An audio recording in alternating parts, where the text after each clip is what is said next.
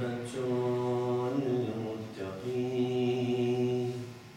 Salutations be upon you, O beloved Prophet Muhammad.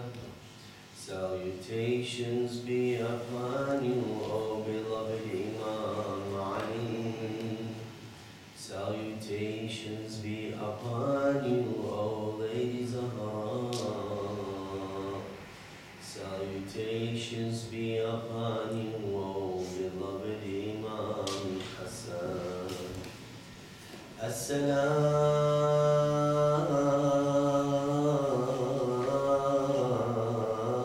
ala Sayyidina wa Mawlana Abi Abdillah al-Hussein.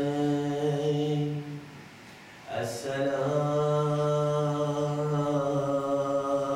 ala al-Ghaib. Salutations be on the stranger of Karbala. Salutations be on the one oppressed in the land of Karbala. Salutations on the one martyred in the land of Karbala.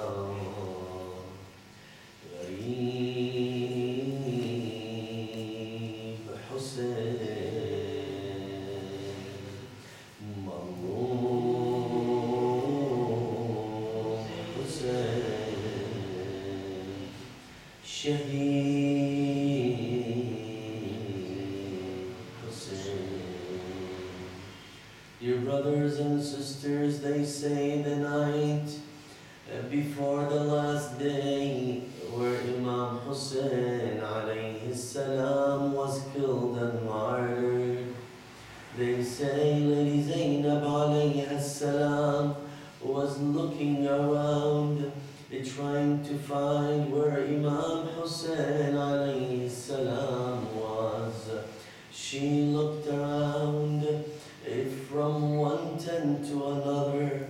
She found him with Abil Fadl al-Abbas and Imam Zayn al-Abidin. She joined the meeting when Imam Zayn al-Abidin was listening to Imam Hussein saying, "Oh son, these people are not leaving us alone. They have determined that tomorrow is the time where the battle will be taking place, and it will be the time where we will be martyred." Lady Zainab alayhi salam, as she was listening to the words from her brother Imam Hussein, they say she stood up, she turned around, and she started walking away. Imam Hussein alayhi salam stood, held his sister Lady Zainab and said, "Ukhayya Zainab, Sister Zainab, why do I see you leaving after you just came in?" She said, "Brother Hussein, you have told me you don't want to see me crying while you're living, Brother Hussein, and I see you mourning yourself tomorrow in the land of Karbala on the 10th day of Muharram, on the day of Ashura. Brother Hussein, let me go back to my tent and weep and shed the tears all alone." Brother Hussein, what else can I do when I hear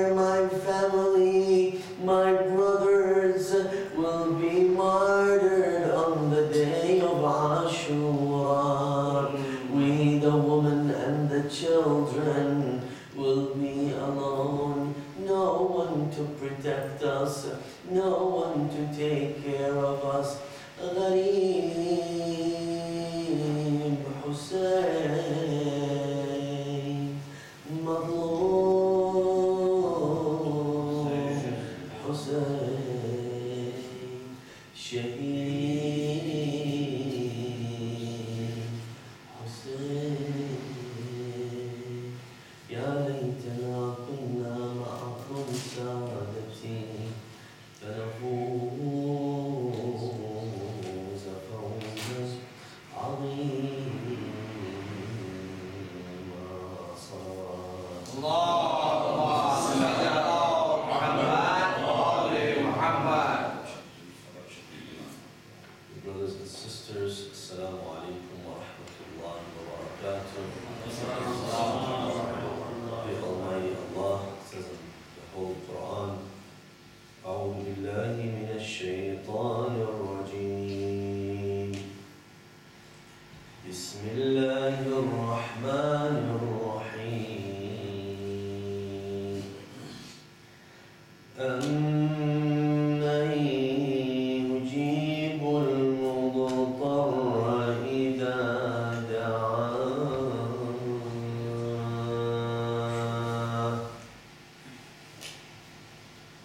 أمن يجيب المضطر إذا دعاه ويكشف السوء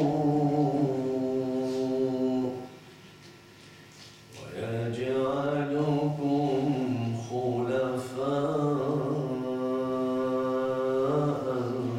الأرض أإله مع الله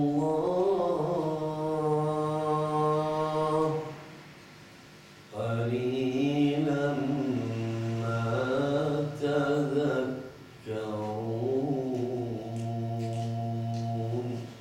صدق الله العلي العظيم صلوات اللهم صل على محمد وآل محمد. Respected brothers and sisters, Bismillah wa billah walhamdulillah wassalatu wassalamu ala rasulillah wa ala ali baytihi at-tayyibin at-tahirin. Bismillahir rahmanir rahim. Rabbi shrah li sadri wa yassir li amri wahlul 'uqdatan min lisani yafqahu qawli. Assalamu alaykum wa rahmatullahi wa barakatuh. I thank you again for coming together in order for us to commemorate the tragedy of Karbala and to bring to memory, in order for us to benefit from the days and nights and the event of Karbala and to translate it, not to be a moment in history, but something that we use on a daily basis. And to do that, we need to reflect on the essence of the event, understand the details of the event, relate the event to our lives in context of how we understand the different details of the event. And when you look at the event of Karbala, and this is something very important in light of what we have been talking about in the past few nights, how do we look at our resources and our knowledge? How do we assess the information that we grab, the information that we receive? How do we assess it in order for it to make an impact on our lives? And if you notice, one of the issues when it comes to the event and tragedy of the 10th day of Muharram is how do we read the tragedy? The tragedy, when it's read and recited, at the end of the day, it happened in several hours on one day. But what happens is that the historians and the researchers, when they look at the tragedy of Karbala and the story of Karbala and how we received it all goes back to several references. A few references that depict and detail to us what happened in land of Karbala on the 10th day of Muharram. And these resources are few. And when we look at them, it is the second level, the next generation that came and tried to look further into the details of what happened. Not only the first level, not only those who actually saw the event, lived the event, we have those who survived with Imam Hussein, that were with Imam Hussein alayhi salam, like Lady Zainab alayhi salam, like Imam Zain al-Abidin alayhi salam, like some of the women that were with the Imam alayhi salam. On the other hand, there were those also that survived. They were with Imam Hussein alayhi salam. There were a few that were captured and taken by the army of Ibn Ziyad, and many of the narrations came from them. At the same time, it is those who were fighting Imam Hussein alayhi salam, those who were the enemies of Allah Azza wa Jal in the army of Ibn Ziyad that witnessed what happened. If from all these, and in addition, from our Imams, the Ma'sumin alayhim salatu wassalam, that narrated based on the narration of Imam Zain al-Abidin alayhi salam and Imam al-Hussein alayhi salam and Imam al-Baqir alayhi salam, who was a very young boy at the time and was in the tragedy of Karbala. So from all these who witnessed the tragedy of Karbala, we receive the story and the details of the story. Now, poets and those who narrated the story started depicting the story in their own words. And they added information. How did they add information? For example, and I want to clear this a little bit. When someone talks about Lady Zainab alayhi salam, as she saw the tragedy of Karbala, as she witnessed it, as she was saying the last farewell to her brother, Imam Hussein alayhi salam. The reality is, one of the narratives, they talk about how Imam Hussein alayhi salam called for someone to bring his horse for him. And Lady Zainab alayhi salam was the one who went and grabbed the horse and brought it. And she said, how can a sister who's at heart giving the horse of death to her brother, describing how could she bring this horse knowing that Imam Hussein will what? Meet the martyrdom with this horse of his. Now, Lady Zainab alayhi salam showed that her heart at that moment was truly in pain for what will happen to Imam Hussein alayhi salam. But she needed to put that barrier from the pain to listen to Imam Hussein alayhi salam, who requested the horse. And she at that point was bringing the horse to the Imam alayhi salam. This was a very hard, tough moment. She had to strengthen her heart in order for emotions not to overtake her and for her to do what? To serve Imam Hussein alayhi salam in the capacity that he is the Imam of the time. Now the poet, when he sees these feelings, when he lives this moment, he starts describing the sorrow, the sadness of Lady Zainab alayhi salam, and what is going through the mind of Lady Zainab alayhi salam, and how Lady Zainab alayhi salam is thinking she is the lady who witnessed the passing of the Prophet sallallahu alayhi wa sallam, the martyrdom of Lady Zahra alayhi salam, and the martyrdom of Imam Ali alayhi salam, and the martyrdom of Imam al-Hasan alayhi salam. She witnessed all these episodes and all these scenes, and how it would come to memory and how it would make the moment and the instant a lot harder on Lady Zainab alayhi salam. The poet would put this in verses of poetry. What happens in history, that sometimes these verses of poetry become the narratives themselves.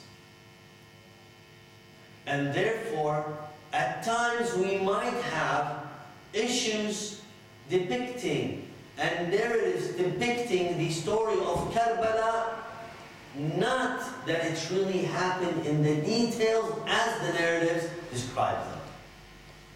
And this requires us to go back to the original resources to understand the richness of Karbala in light of the original documents. Why? Because the accuracy through which we can narrate the events of Karbala gives us a very accurate understanding of the details of the event, allowing us to understand the different steps that Imam Hussein alayhi salam took on that day. Now, it doesn't mean we cannot express our feelings through poetry. At all, it doesn't mean that we cannot talk about and think about the pain of Sukayna alayhi salam, the pain of Lady Zainab alayhi salam, the pain of al-Tifl al-Radiyya, the pain and the agony, what they went through, each and every one of these individuals. But it requires us to understand what is the event and what was the added descriptions of the emotions in the events. This brings us to an understanding of an accurate and detailed narrative of the tragedy and the saga of Karbala. What happened before, what happened after. And all of this, it strengthens our research when we try to understand what are the resources. One of the things that, for example, I'll give you an example on this. When you read, some of us, when we hear on the Majlis, when Imam Hussein alayhi salam's head was brought into the council of Ibn Ziyad al-Kufa, there were a few narratives, when you listen to them as a follower of Ahlul Bayt alayhi salam, you're not surprised. These narratives describe how the walls of the castle of Ibn Ziyad became blood red, and when Ibn Ziyad sat on his throne, the head of Imam Hussein alayhi salam talked, causing Ibn Ziyad to run away. Now when we hear that, this is normal, this is not something that we would be surprised by. But if someone else listens and hears that, they say, what? Look at the Shia now making things up. And for the first instant, someone who doesn't understand the belief and how we believe and how one should believe in the Imam of the time would say this is an impossibility. The reality of it, we need to assess it in many different ways. Is it really an impossibility? Is it something impossible, firstly? Secondly, did it happen? Thirdly, which comes before all of them, what importance would it add to our understanding of the event of Karbala, whether it did or did not happen, right or wrong? Really, whether we know the castle turned blood red, and if you turn any stone, you would see that there was blood underneath it, or if you know the head of Imam Hussein alayhi salam talked, what does it add to the event of Karbala? Well, a few things, dear brothers and sisters. When we realize, if I know, if let's say I was a bystander and I did not get involved in the battle of Karbala, because, for example, I wasn't someone who's a Muslim or someone who is a follower of Ahlul Bayt alayhi salam, or someone who liked Bani Umayyah, I thought to myself, let me stay out of the trouble. So I became a bystander. I was someone who wanted to approach, or someone wanted to approach this very objectively, quote unquote, and not get involved in the battle. When I see that there is this event taking place, that the entire castle in reality started turning blood red when this head entered the council, and when I see a head talking, I will and have to change my position on the issue. Before I was supposedly, to me, both sides carried equal weight. But when I see events like this, where do I start leaning towards?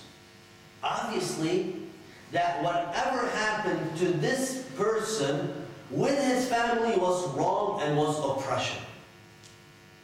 The same thing if 1400 years I start reading about these events, and when I start reading about these events, I have to ask myself, how can I stand and take a position with Yazid and the followers of Yazid?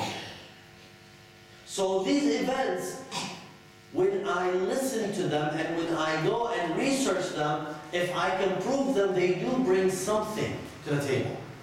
Especially for those who do not believe in Ahlul Bayt alayhi salam's status and them being the Ma'sumeen alayhi salam. And what does the Ma'sum mean? To be a Ma'sum, what does it mean? And what's amazing, when you go and research regarding this event specifically, you'll find that Al-Tabari, Ibn al-Athir, and those are people who are not from the school of Ahlul Bayt alayhi salam. You'll find that these individuals, they are the ones who narrated these stories. Which makes me, as a follower of Ahlul Bayt alayhi salam, not question that they happened or not. On the contrary, I start propagating that they actually happened. Yes, some might not like it or believe it, that's a different issue. We have to ask ourselves, are these things possible or impossible? There is nothing impossible about them. Just because we're not accustomed or used to something like this happening, it doesn't mean that it cannot happen. And when we research this, dear brothers and sisters, when we look at these events, and you'll see from Al-Kufa all the way to Damascus, many different events took place. When they had talked at the, when they stopped at the church, when they stopped, they say, in close to Halab, when they stopped close to Damascus, when it was moving from Kufa, so many different things happened. And this to us is a lesson. To realize Imam Hussein alayhi salam, what happened in Karbala, and through these events, the people, when they saw them, when they witnessed the event, it was to them an awakening. This awakening, Al-Imam Zayn al-Abidin alayhi salam built the next move, the next direction, the next step on. Because when we see, we have a lack of understanding of history. And when I say a lack of understanding of history, if you look at most of the followers of Ahlul Bayt alayhi salam, how much do they know of history about the Shia and the followers of Ahlul Bayt? You'll see that we know, mostly, we are very detailed about the event of Karbala. We know what happened to Imam Ali alayhi salam. We know about the issues of Khilafah. But how much do we know about the time of the Prophet Muhammad sallallahu alayhi wa sallam? And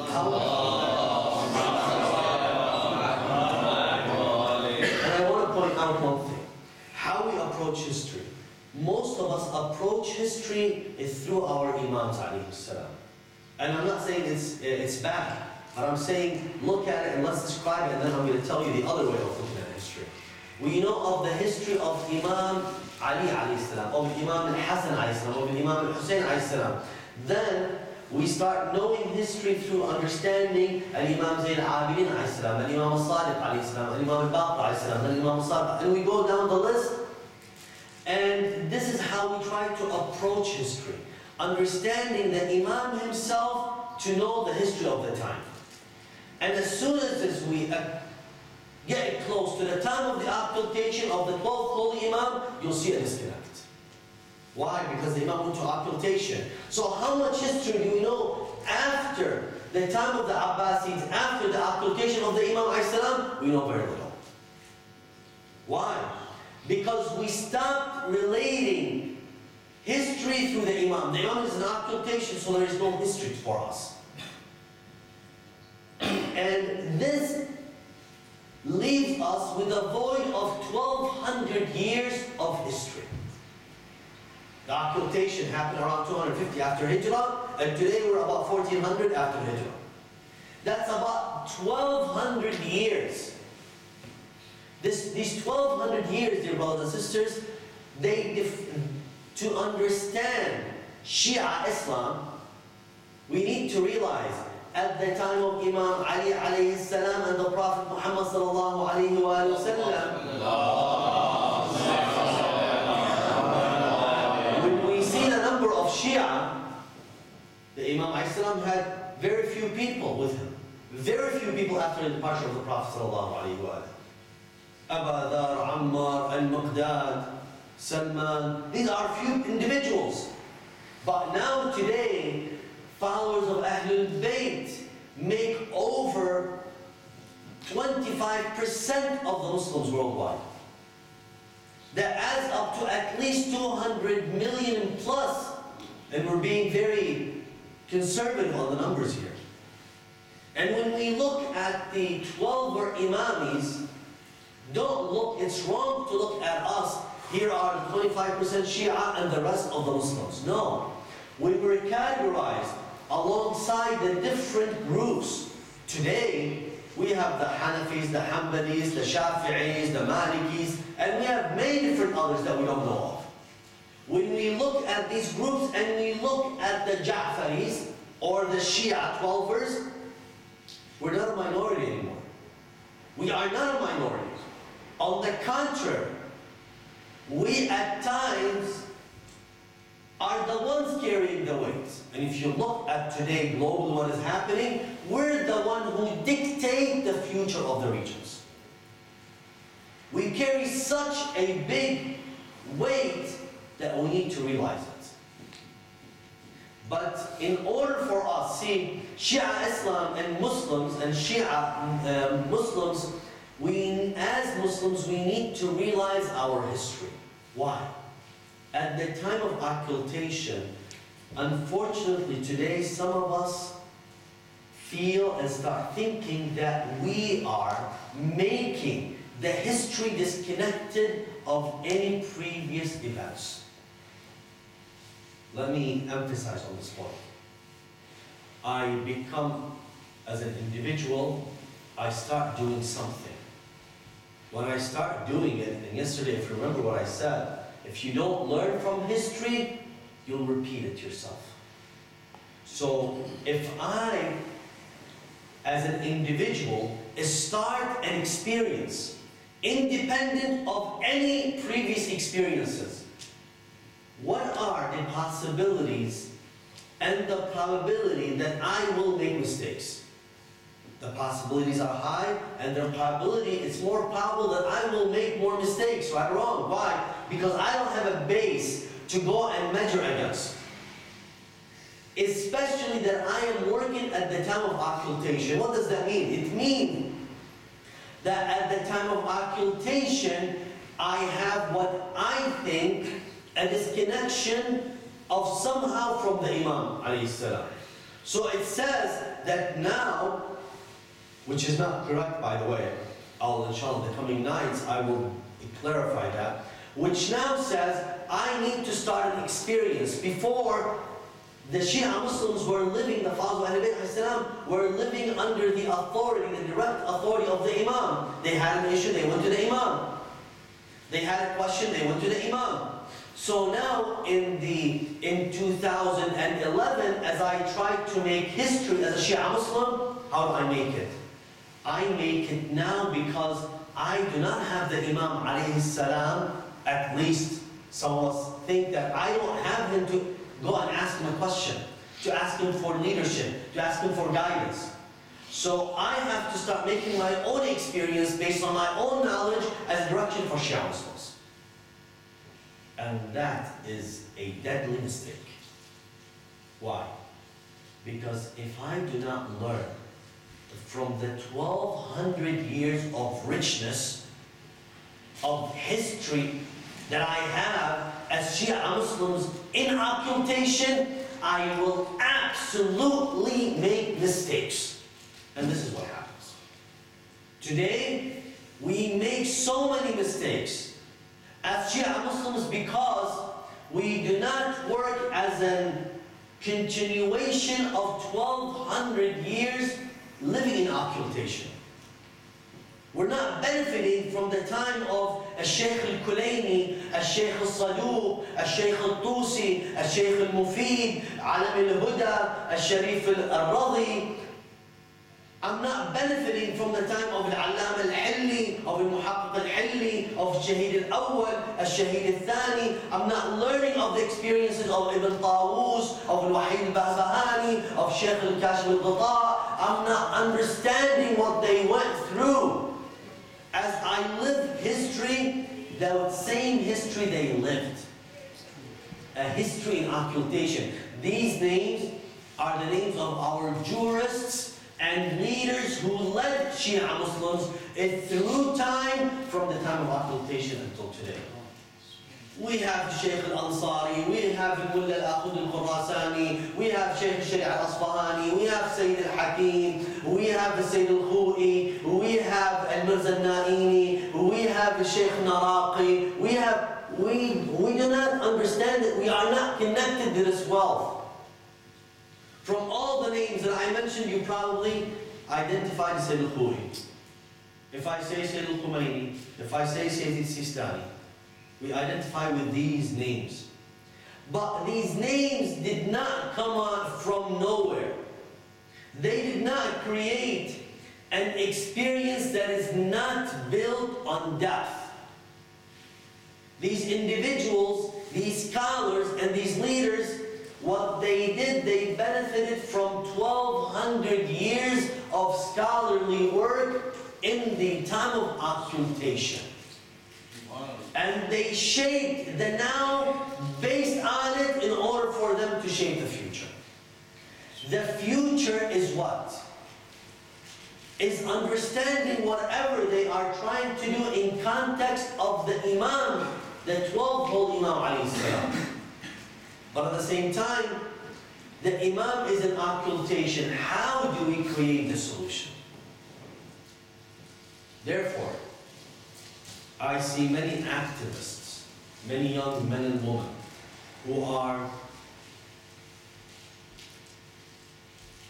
I just realized I just spent most of the lecture, I didn't even start the lecture. Sometimes you come up with, as you're speaking, you're inspired a thought and you just want to just highlight it and end up just consuming the entire lecture. Let me finish the thought, might as well. Some of our activists, dear brothers and sisters, get involved and they want to do something. They really are passionate about their beliefs and what they want to do. And this is great. But what they do is, they start with only the history of Ahlul Bayt alayhi salam, the Imams. And this is a must. But they do not understand the history of the 12th whole Imam alayhi salam. See, when we talk about Imam Hussein alayhi salam, we talk about the different events. We talk about Lady Zainab alayhi salam. We talk about Hamid ibn Allah. We talk about Zuhayr ibn al-Qayn. We talk about Sayyidina Awsaja. We talk about Abis. We talk about al-Kahili. We talk about al-Hurr ibn Yazid al-Riyahi. We talk about all these. Why? These individuals made that event. And we understand the atmosphere in which that event took place. When we talk about Imam Ali alayhi salam, we look at the Prophet sallallahu alayhi wa sallam, we look at the Zahra alayhi salam, we look at Imam al-Hasan al-Hussein alayhi salam, we look at al-Muqdad, we look at Salman, we look at Ammar, we look at Abu Dhar, we look at Hajr ibn Adi, we look at Rashid al-Hajari, we look at all these companions, Malik al-Ashtar, all these companions of Imam Ali alayhi salam. And then we look at his enemies. We look at most of those who lived at the time. Why? Imam Ali alayhi salam wanted to do something, wanted to make sure to instill the teachings of the Prophet Muhammad sallallahu alayhi wa sallam. And then we look how people at the time wanted to be his enemies. So we understand the time in context as the Imam alayhi salam is the main central focal point. When we want, and here's what I want you to learn. When we look at the time, the history of Imam Mahdi, Ajalallahu Ta'ala, we look at it as it is a history in the making. And it's a history of 1200 years. When we try to read about Shaykh al-Mufid and what happened in the time, we're actually learning about Imam Mahdi alayhi salam. We're not learning only about Shaykh al-Mufid. When we learn about Seljuqiyin, when we learn about the Buwayhiyin, when we learn about the Mamalik, these are all different individuals and different governments that appeared at the time. And some of them stood against Shia Muslims. Some of them oppressed Shia Muslims. When you understand the Fatimiyin and what they did, when we understand the Uthmaniyin and what the Dawla al-Uthmaniyya, the Ottoman Empire, and what it did, what we are actually learning is not the history of these individual kingdoms and governments. What we are understanding is something more. When we understand what happened to Europe, when we understand what happened to the Muslims, what happened to them in Egypt, what happened to them in the Far East, what we are really understanding is what happened to the Imam Salamullahi Ta'ala alayhi. Because, listen to me very carefully, as Shia Muslims, we believe the Imam alayhi salam, the 12th Holy Imam, does not sit idle without having a role in the events. He is not idle, sitting has nothing to do with it. Therefore, whatever happens in the world has a direct impact and effect on the appearance of the 12th Holy Imam alayhi salam. To understand how one kingdom rises and the other falls is understanding and realizing the history of the 12th Holy Imam alayhi salam. Most of us, if not all of us, do not look at history this way. Today, we look at what's happening in Egypt, Tunisia, Libya, Yemen, Bahrain, Syria, etc., etc. What happened a few years back to Russia? What happened to Europe? What is happening right now to the Middle East? What happened to Pakistan? What happened to Afghanistan? What happened to India? And what is happening to Iran? What is happening to this entire region? If you look at it independent of Imam, the 12th Holy Imam alayhi salam, you're making a big mistake. How though can we read it within context of the occultation? Have we ever read that? Have we ever looked at events within the context of the occultation of the 12th Holy Imam? This is a challenge. Why? Because most of us don't do this. Most of us don't try to understand how do we function at the time of the occultation. The reason why we don't, because we lack the history of the 12th, that gap in history, that 1200 years, we lack it, we don't understand it. And if you understand it, you'll find out nothing that is happening that is new.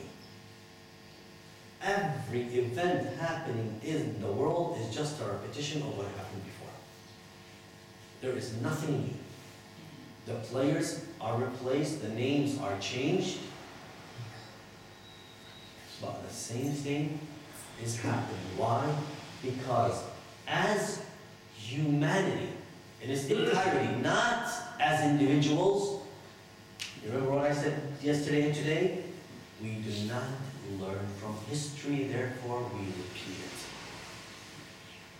The moment we start learning from history, what happens to us? That's when you will see all of mankind converges into what? Safety, and converges into truthfulness, and that is why you see, whether it's Christianity, Judaism, any religion, it would be based on one thing. You'll find in its literature somewhere there's this principle. What? The principle of the Savior. Why? Because of two. One, any religion, whatever it is based on providing solution for humanity. Today we don't have solutions. Today we have more problems, and therefore inside every human being, we know Allah, God, the Creator, name Him whatever you name Him. But we know that who created us did not leave us alone, and that's why we have that hope embedded in us that one day someone will come to save and change everything. And that is the Savior.